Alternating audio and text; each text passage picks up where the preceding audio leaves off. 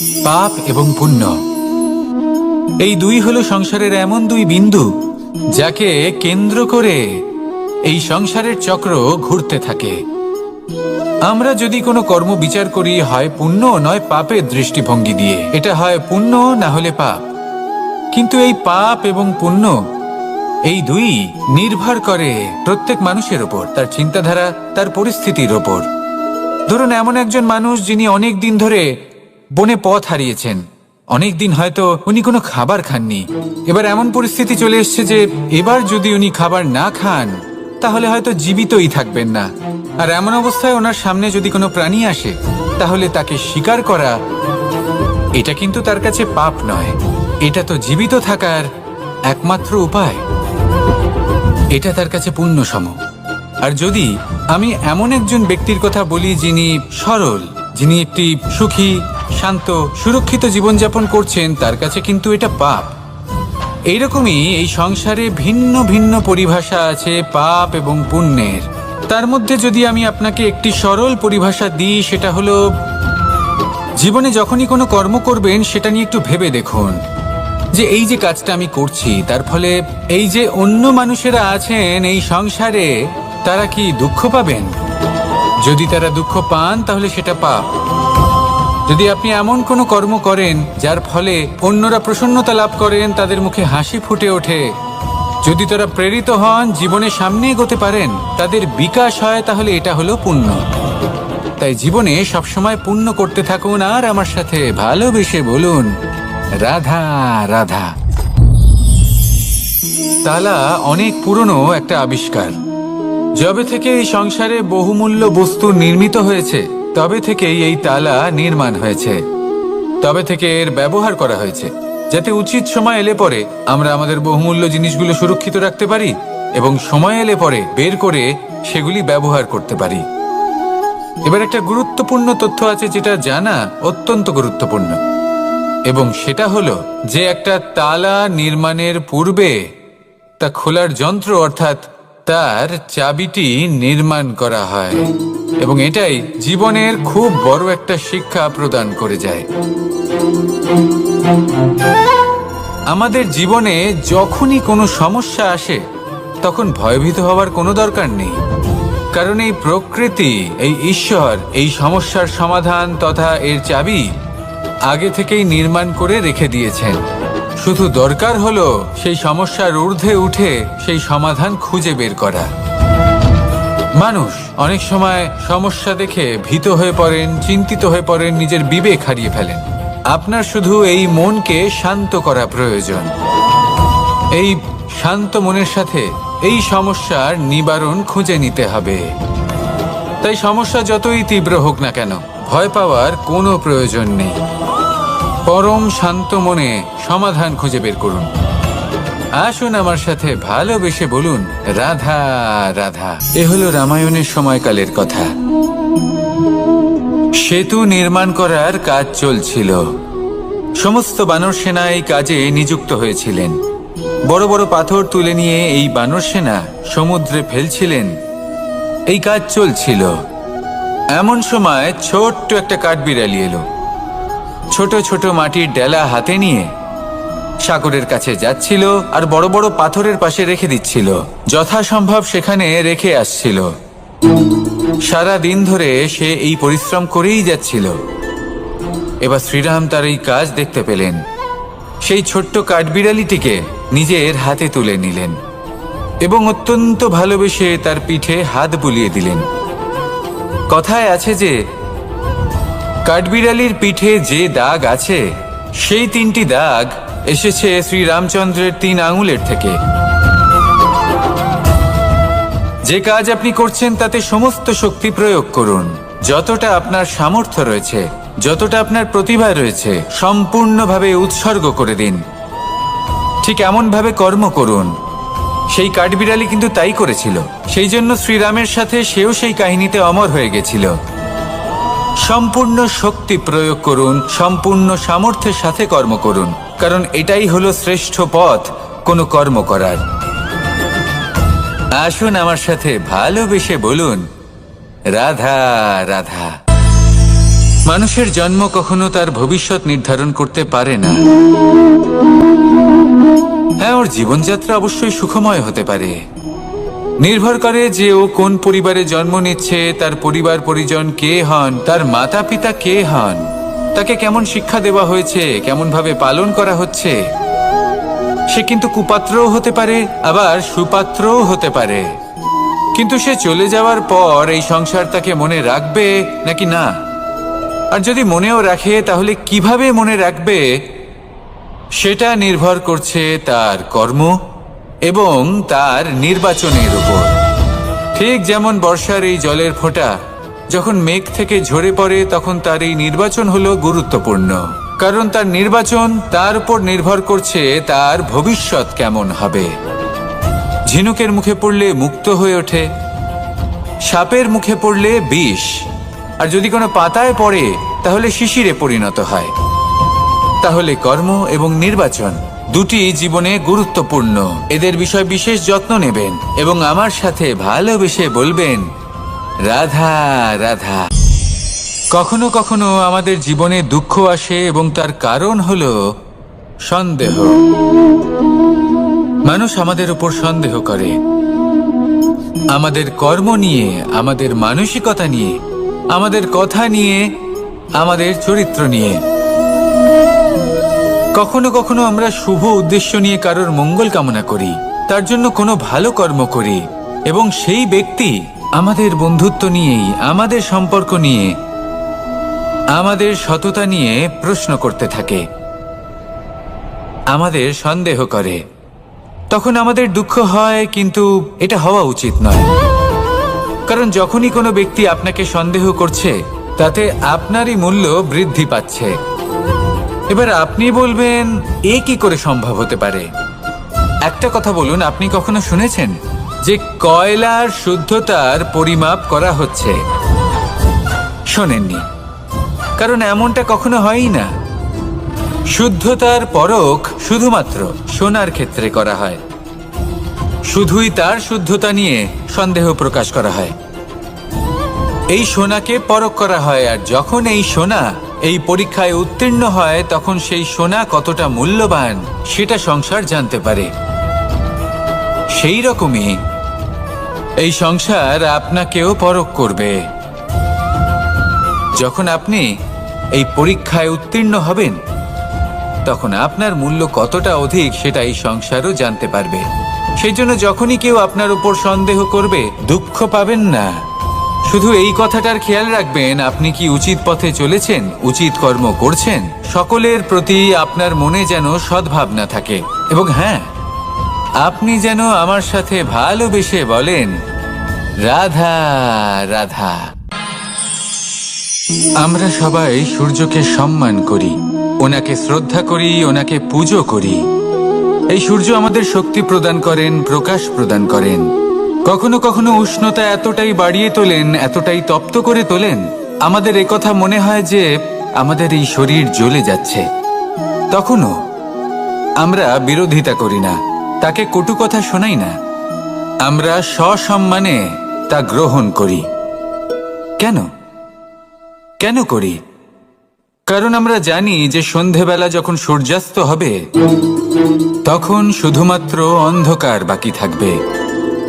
ঠিক কিছুটা এরকমই হয় আমাদের মাতা পিতাও, যিনি আমাদের জন্ম দেন, আমাদের ভরণ পোষণ করেন, আমাদের বড় করেন, আমাদের প্রেম প্রদান করেন। কখনো কখনো তাদের মুখ থেকে কটু কথা নিঃসৃত হয়, আমাদের দুঃখ হয়, কিন্তু তখন আমাদের এটা বোঝা উচিত, এগুলি নিঃসৃত হচ্ছে আমাদেরই মঙ্গলের জন্য। যেমন সূর্যদেব, উনিও উত্তাপ দিয়ে থাকেন আমাদেরই মঙ্গলের জন্য, যাতে ফসল পাকতে পারে, যাতে জল বাষ্প হয়ে মেঘ হতে পারে, বৃষ্টি হতে পারে, আর এই সংসারে নিরন্তর জলের প্রবাহ থাকে। আমাদের মাতা পিতা, তাদের কঠোর আচরণ, তাদের কঠোর অনুশাসনের পেছনে লুকিয়ে থাকে ওনাদের ভালোবাসা। আমাদের তা বুঝতে হবে, সসম্মানে ওনাদের গ্রহণ করতে হবে। কারণ ঠিক সূর্যাস্তের পরে যেমন চতুর্দিক অন্ধকারচ্ছন্ন হয়ে যায়, তেমনি আমাদের জীবন থেকে যখন আমাদের মাতা পিতা চলে যায়, তখন আমাদের জীবনেও শুধু এবং শুধুমাত্র অন্ধকারই ছেয়ে থাকে। সেই জন্য নিজের মাতা পিতাকে সম্মান করুন, ওনাদের ভালোবাসা প্রদান করুন। এই মন আর এই জীবন প্রসন্ন হয়ে বলবে, রাধা রাধা। শিশিরের বিন্দু পাতার ওপর পড়ে আর তার গায়ে লেগে থাকে। পাতা তাকে শুষে নিতে পারে না, আর শেষ পর্যন্ত সে ঝরে পড়ে যায়। অন্যদিকে রয়েছে মেঘ এবং চাতক। এদের মধ্যে অনেক দূরত্ব থাকে। মেঘ থাকে আকাশে আর চাতক থাকে ধরিত্রীতে। কিন্তু যখন এই মেঘ থেকে বৃষ্টি ঝরে পড়ে, এই চাতক কিন্তু সেই জলই পান করে, নয়তো সে তৃষ্ণার্ত থেকে যায়। এবার অন্যদিকে দেখলাম শিশির বিন্দু আর পাতার এই সম্পর্ক। এরা খুব কাছাকাছি থাকে, ঘনিষ্ঠও থাকে। অন্যদিকে রয়েছে মেঘ এবং চাতকের সম্পর্ক, যাদের মধ্যে অনেক দূরত্ব থাকা সত্ত্বেও তারা খুব ঘনিষ্ঠ, তাই না? এই সারমর্ম খুব সরল। এই নৈকট্য, এই দূরত্ব, তা আপনার সম্পর্কে প্রভাব কিছুতেই ফেলতে পারে না। এই নৈকট্য, এই দূরত্ব, এইসব হলো শুধুমাত্র মনের ব্যাপার। কখনো আপনি অনুভব করেছেন আপনি কারোর থেকে অনেক অনেক দূরে আছেন, অনেক দূরে আছেন, তাও সেই ব্যক্তির প্রতি আপনি টান অনুভব করেন। সেখানে আপনি কারোর সাথে প্রত্যেক দিন অতিবাহিত করেন, সমস্ত জীবন অতিবাহিত করেন, সব থেকে বেশি সময় তার সাথে অতিবাহিত করেন, তাও তার প্রতি সেই টান অনুভব করেন না। এই সংকেত হলো মনের দূরত্বের। তাহলে মনের এই দূরত্ব দূর করুন আর আমার সাথে ভালোবেসে বলুন, রাধা রাধা। পাখি কখন জন্ম নেয়, কখন উড়তে শেখে, কখন বাসা বানাতে শেখে, কখন নিজের মৃত্যু লাভ করে, এসব আমাদের মধ্যে কেউ জানি না। কিন্তু পাখি একটা কথা খুব ভালো করে জানে, যে এই সংসারে ও যা কিছুই করুক না কেন, এই সংসারের ওকে নিয়ে কিচ্ছু যায় আসে না। এবার আমরা কি করি? কোনো কাজ করার আগে আমরা এটা ভাবি যে এই সংসার যদি আমাকে দেখে ফেলে, তাহলে কে জানে এই সংসার কি ভাববে, আমার প্রতিচ্ছবি কেমন তৈরি হবে কে জানে, কে জানে কি হবে আদি ইত্যাদি। এই সব ভাবনায় আমরা মগ্ন হয়ে যাই। কিছুটা এমন ভাবে মগ্ন হই যে বর্তমানের কর্মের এই জীবনের যাত্রাপথে সেই সময়ের আনন্দ উপভোগ করতে ভুলে যাই। এবার দেখুন একটা পাখি কি করে। ওর কর্ম হলো গান গেয়ে চলা। ওই পাখি গেয়ে চলে, কেউ ওর গান শুনুক বা না শুনুক, কেউ আদৌ শুনছে কিনা সেই বিষয়টা নিয়ে সেই পাখির কিছুই যায় আসে না। সেই পাখি নিজের কর্ম করতে থাকে। হয়তো সেই জন্যই আপনি কখনো কোনো পাখিকে কাঁদতে দেখবেন না। এরকমই আপনাকে নিজেকে গড়ে তুলতে হবে। প্রথমে নিজেকে জিজ্ঞেস করুন, এই যে কর্ম আমি করতে চলেছি সেটা কি উচিত? যদি আপনার মনে হয় সেটা উচিত, তাহলে সেটা প্রমাণ করুন। এটা ভাববেন না যে এই সংসার কি ভাববে। আসুন আর আমার সাথে ভালোবেসে বলুন, রাধা রাধা। আজ আমি আপনাকে একটা ছোট্ট কাহিনী শোনাবো। এটা কোনো এক সময়ের কথা। দুজন বোন জাঁতাকলে গম পেশাই করছিলেন, আর ওনাদের মধ্যে যিনি ছোট ছিলেন তিনি সময় সময় সেখান থেকে ছোট ছোট দানা তুলে খাচ্ছিলেন এবং বিষয়টা উপভোগ করছিলেন। এবার দেখতে দেখতে গম পেশাই সমাপ্ত হলো। এবার পেশাই করা গম নিয়ে সেই দুজন বোন বাড়ি ফিরে আসছিলেন, এবং তাদের ফেরার পথে হঠাৎ করে কোথাও থেকে একটি বাছুর চলে এলো।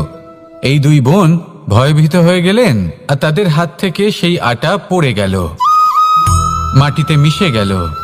এবার এই পুরো ঘটনাক্রমে যদি কারোর বিন্দুমাত্র লাভ হয়ে থাকে, বিন্দুমাত্র আনন্দ পেয়ে থাকে, তাহলে সে কে?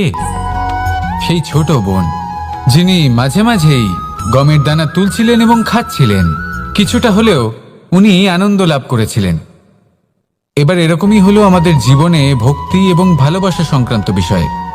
মানুষ নিজের জীবনের দৈনিক কাজে এতটাই ব্যস্ত হয়ে পড়েন, প্রত্যেকদিন শুধু কাজ কাজ কাজ কাজ করতে থাকেন, আর তাতে ভক্তি এবং ভালোবাসার জন্য সময় বার করতেই পারেন না।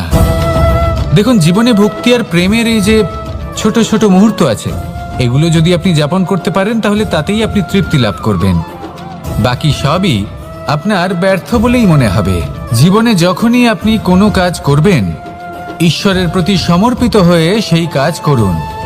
আর যখনই সময় পাবেন, তাহলে সেই সময় নিজের আপনজনদের দিন, যাদের আপনি ভালোবাসেন, তাদের প্রতি যত্নবান হন, তাদের শুভাকাঙ্ক্ষী হন।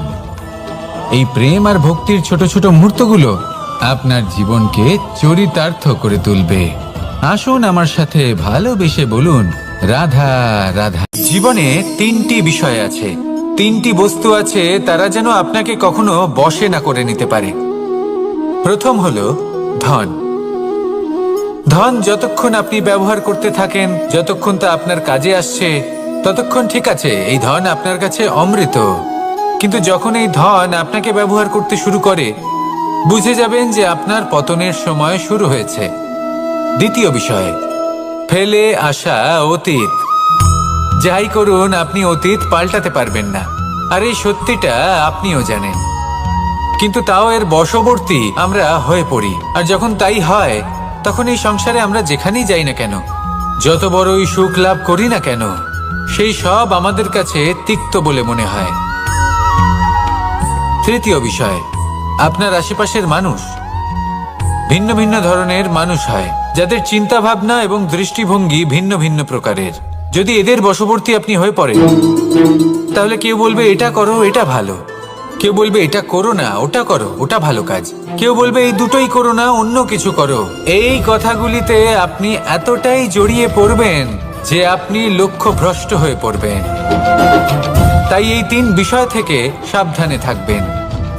যদি কোনো কিছু বশ করতে হয়, তাহলে আপনাকে বশ করতে হবে আপনার আজকে, নিজের বর্তমানকে। এটা খুব প্রয়োজনীয়। এটা ভাববেন যে এই সময়ের সদ্ব্যবহার আমি কিভাবে করব, সময়কে শাসন কিভাবে করব, ওই কর্ম কিভাবে করব যাতে ভবিষ্যতে কখনো আমার আফসোস না হয়, বরং এই সংসার আমাকে নিয়ে গর্ব করবে, সেই কর্ম করুন।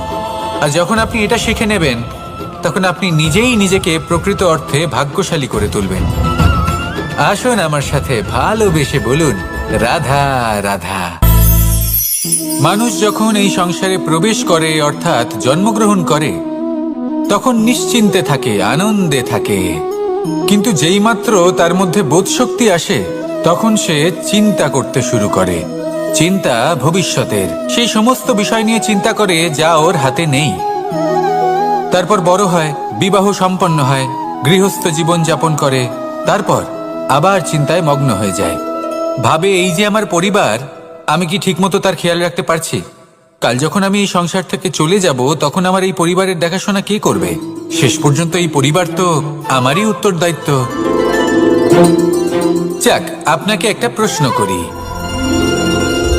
এই সংসারে আসার পূর্বে আপনি কি এই প্রশ্ন করেছিলেন, এটা ভেবেছিলেন যে আমাকে ছাড়া এই সংসার কিভাবে চলবে? করেননি, তাই তো? তাই আপনার এটা নিয়ে দুশ্চিন্তা করার প্রয়োজন নেই যে আপনি যখন এই সংসার ত্যাগ করে চলে যাবেন তখন কি হবে। আপনি যখন ছিলেন না, তখনও এই সংসার চলছিল। আপনি যখন এই সংসার ত্যাগ করবেন, তখনও এই সংসার চলতে থাকবে।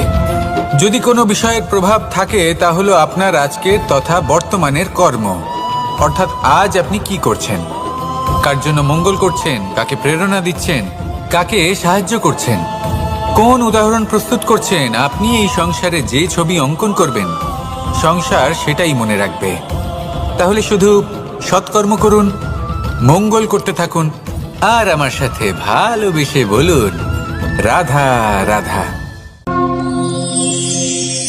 আমরা চাই বা না চাই, আমরা সবসময় নয় কোনো না কোনো লক্ষ্যের দিকে এগিয়ে চলেছি, বা কোনো না কোনো যুদ্ধ করেই চলেছি। যেমন যে যুদ্ধ মনের মধ্যে চলছে, সেগুলো হলো অন্তর্মনের যুদ্ধ। যেমন পরিবার প্রতিপালনের যুদ্ধ, কর্তব্য পালনের যুদ্ধ, কোনো প্রিয়জনকে না হারানোর যুদ্ধ। এসব যুদ্ধ মনের মধ্যে চলে, এবং সেদিক থেকে দেখতে গেলে আমরা হলাম এই সংসারের সব থেকে বড় যোদ্ধা, তাই না? কিন্তু এই সব যুদ্ধে যদি আপনি জয়ী হতে চান, তাহলে তিনটি বিষয় আপনাকে মাথায় রাখতে হবে। প্রথম হলো, সেই ব্যক্তি যিনি এই যুদ্ধে পরাজিত হয়েছেন, তাকে নিজের থেকে দূরে করে দেবেন না, বরং আপনি তার কাছে যান, তার সাথে কথা বলুন, কথাবার্তা চালান, আলোচনা করুন, তার থেকে পরামর্শ নিন এবং বুঝতে চেষ্টা করুন উনি কি ভুল করেছিলেন, এবং সেই ভুল নিজের জীবনে করবেন না।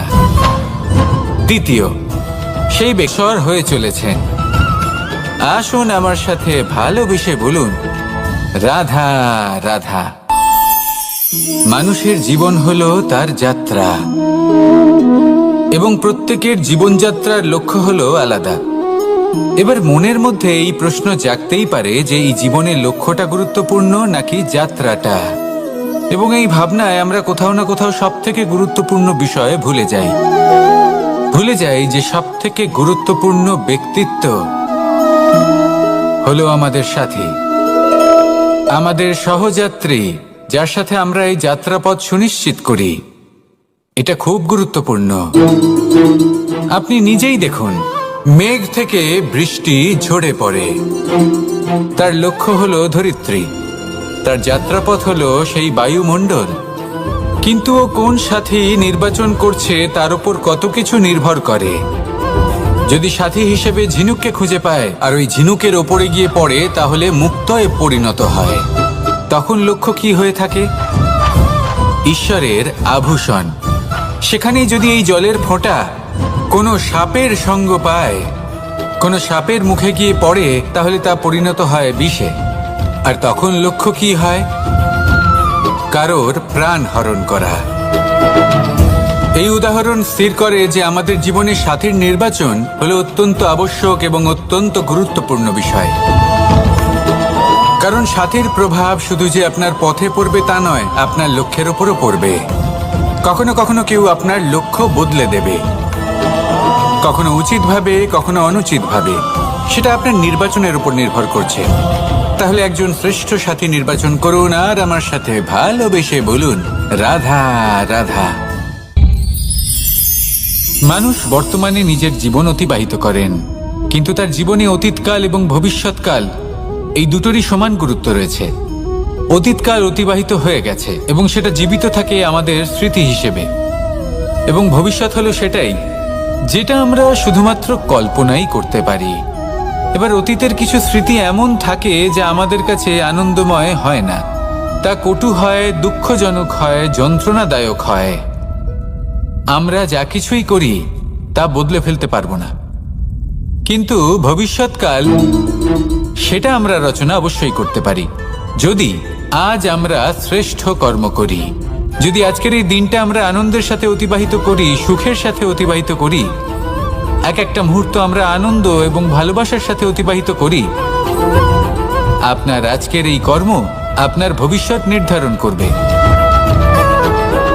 আজ আপনি যেভাবে জীবন কাটাবেন তা ভবিষ্যতে গিয়ে অতীতকালে পরিণত হবে।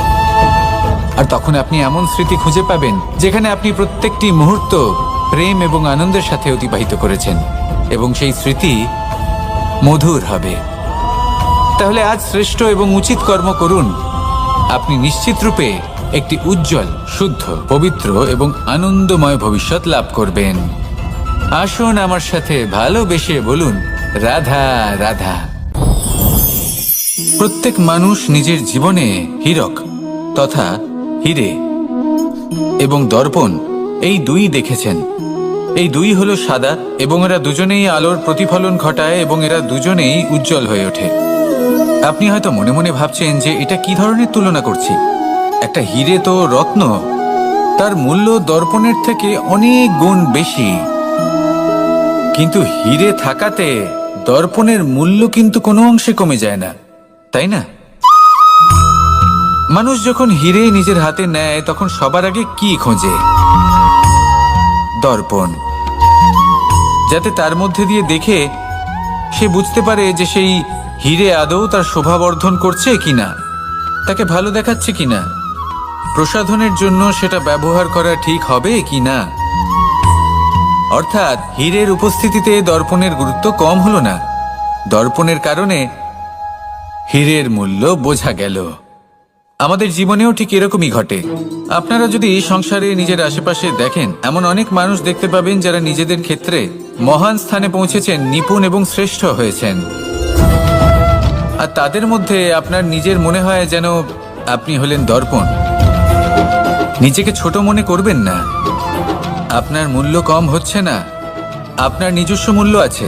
আর যদি আপনার অস্তিত্ব না থাকে তাহলে ওনাদের অস্তিত্বের মূল্য সংসার বুঝতেই পারবে না। জীবনে সবসময় চেষ্টা করবেন যাতে আপনি আরো বেশি শ্রেষ্ঠ হয়ে উঠতে পারেন। আপনি নিজে যে স্থানে আছেন সেটাকে ছোট মনে করবেন না। তারও নিজস্ব একটা মূল্য আছে। যদি আপনি হিরে হয়ে থাকেন তাহলে অহংকার করবেন না, যদি আপনি দর্পণ হয়ে থাকেন তাহলে নিজেকে ছোট মনে করবেন না। আসুন আর আমার সাথে ভালোবেসে বলুন, রাধা রাধা। পাপ এবং পুণ্য, এই দুই হলো সংসারের এমন দুই বিন্দু যাকে কেন্দ্র করে এই সংসারের চক্র ঘুরতে থাকে। আমরা যদি কোনো কর্ম বিচার করি, হয় পুণ্য নয় পাপের দৃষ্টিভঙ্গি দিয়ে, এটা হয় পুণ্য না হলে পাপ। কিন্তু এই পাপ এবং পুণ্য এই দুই নির্ভর করে প্রত্যেক মানুষের ওপর, তার চিন্তাধারা, তার পরিস্থিতির ওপর। ধরুন এমন একজন মানুষ যিনি অনেক দিন ধরে বনে পথ হারিয়েছেন, অনেক দিন হয়তো উনি কোনো খাবার খাননি। এবার এমন পরিস্থিতি চলে এসছে যে এবার যদি উনি খাবার না খান তাহলে হয়তো জীবিতই থাকবেন না। আর এমন অবস্থায় ওনার সামনে যদি কোনো প্রাণী আসে তাহলে তাকে শিকার করা, এটা কিন্তু তার কাছে পাপ নয়, এটা তো জীবিত থাকার একমাত্র উপায়। এটা তার কাছে পুণ্য সম। আর যদি আমি এমন একজন ব্যক্তির কথা বলি যিনি সরল, যিনি একটি সুখী, শান্ত, সুরক্ষিত জীবনযাপন করছেন, তার কাছে কিন্তু এটা পাপ। এইরকমই এই সংসারে ভিন্ন ভিন্ন পরিভাষা আছে পাপ এবং পুণ্যের। তার মধ্যে যদি আমি আপনাকে একটি সরল পরিভাষা দিই, সেটা হলো, জীবনে যখনই কোনো কর্ম করবেন সেটা নিয়ে একটু ভেবে দেখুন যে এই যে কাজটা আমি করছি তার ফলে এই যে অন্য মানুষেরা আছেন এই সংসারে, তারা কি দুঃখ পাবেন? যদি তারা দুঃখ পান তাহলে সেটা পাপ। যদি আপনি এমন কোনো কর্ম করেন যার ফলে অন্যরা প্রসন্নতা লাভ করেন, তাদের মুখে হাসি ফুটে ওঠে, যদি তারা প্রেরিত হন, জীবনে সামনে এগোতে পারেন, তাদের বিকাশ হয়, তাহলে এটা হলো পুণ্য। তাই জীবনে সবসময় পুণ্য করতে থাকুন আর আমার সাথে ভালোবেসে বলুন, রাধা রাধা। তালা অনেক পুরনো একটা আবিষ্কার। যবে থেকে এই সংসারে বহুমূল্য বস্তু নির্মিত হয়েছে তবে থেকেই এই তালা নির্মাণ হয়েছে, তবে থেকে এর ব্যবহার করা হয়েছে, যাতে উচিত সময় এলে পরে আমরা আমাদের বহুমূল্য জিনিসগুলো সুরক্ষিত রাখতে পারি এবং সময় এলে পরে বের করে সেগুলি ব্যবহার করতে পারি। এবার একটা গুরুত্বপূর্ণ তথ্য আছে যেটা জানা অত্যন্ত গুরুত্বপূর্ণ, এবং সেটা হলো যে একটা তালা নির্মাণের পূর্বে তা খোলার যন্ত্র অর্থাৎ তার চাবিটি নির্মাণ করা হয়, এবং এটাই জীবনের খুব বড় একটা শিক্ষা প্রদান করে যায়। আমাদের জীবনে যখনই কোনো সমস্যা আসে তখন ভয়ভীত হওয়ার কোনো দরকার নেই, কারণ এই প্রকৃতি, এই ঈশ্বর এই সমস্যার সমাধান তথা এর চাবি আগে থেকেই নির্মাণ করে রেখে দিয়েছেন। শুধু দরকার হলো সেই সমস্যার ঊর্ধ্বে উঠে সেই সমাধান খুঁজে বের করা। মানুষ অনেক সময় সমস্যা দেখে ভীত হয়ে পড়েন, চিন্তিত হয়ে পড়েন, নিজের বিবেক হারিয়ে ফেলেন। আপনার শুধু এই মনকে শান্ত করা প্রয়োজন। এই শান্ত মনের সাথে এই সমস্যার নিবারণ খুঁজে নিতে হবে। তাই সমস্যা যতই তীব্র হোক না কেন, ভয় পাওয়ার কোনো প্রয়োজন নেই।